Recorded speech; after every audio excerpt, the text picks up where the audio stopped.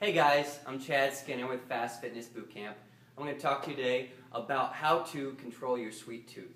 So we've got a little chart here with sweet tooth sabotage, what typically happens, some problem areas that you might really get pulled into.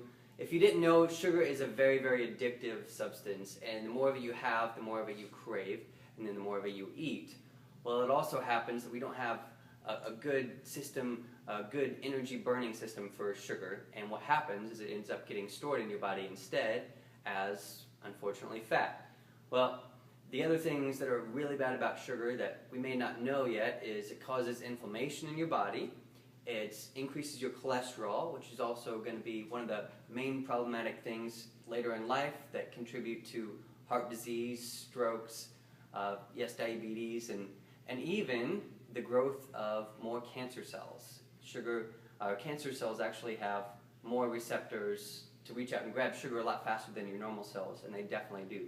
So that's something to be very, very mindful of when we're talking about something to help you get over these sweet cravings. Because I'm not just giving you this information so you can, cut it out and cut weight. This is also reasons why you should do it to improve your health.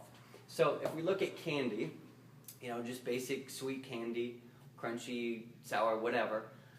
Instead, try replacing it with more of raw nuts that are not salted and roasted. A lot of times people who eat candy just kind of do it for the fix, to have something in their mouth, or if they're fidgety a little bit. So if you grab some nuts instead, it's a much better snack. For soda, that has about 10 to 12 grams of sugar in it, or tablespoons.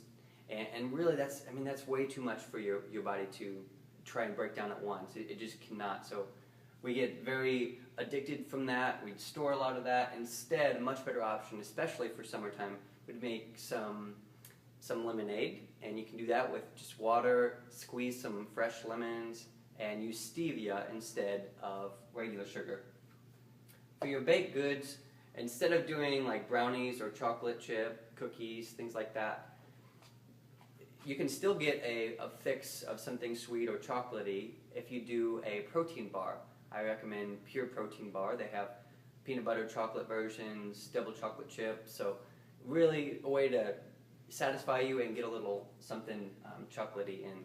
Or you could also do just a big chocolate square of dark chocolate, about 72% or more is really what you're aiming for. And that's enough to satisfy your craving of chocolate and then kind of move on without munching for another hour. Ice cream, a lot of people, they'll sit in front of the TV, it's a good time for them just to kind of have a little pint of ice cream and relax. So instead of getting caught up in too much of that and storing it and throwing too much sugar in the body, instead you can make a really good yogurt parfait. All it takes is plain yogurt, nothing with flavor in it already at the grocery store, just plain. Add some berries to it. Add some nuts to it. I like crunched nuts, like crunched pecans or slivered almonds. And then to give it the yogurt a little bit more flavor, since it's plain, you add stevia and vanilla extract drops, just to help you taste it a little bit more and give you a vanilla flavor. And that should really make it more palatable and also something that you can comfortably sit down and enjoy a bowl of. So all these things really should help take away the extra sugar that you don't need. And if there's any time in the day, instead of doing that, maybe just replace it with a piece of fruit. So, of course, fruits and vegetables are a natural source of carbs that we need. And if you have any more questions, let me know. But I think this should be a good guide to help you weed out the sugar in your diet.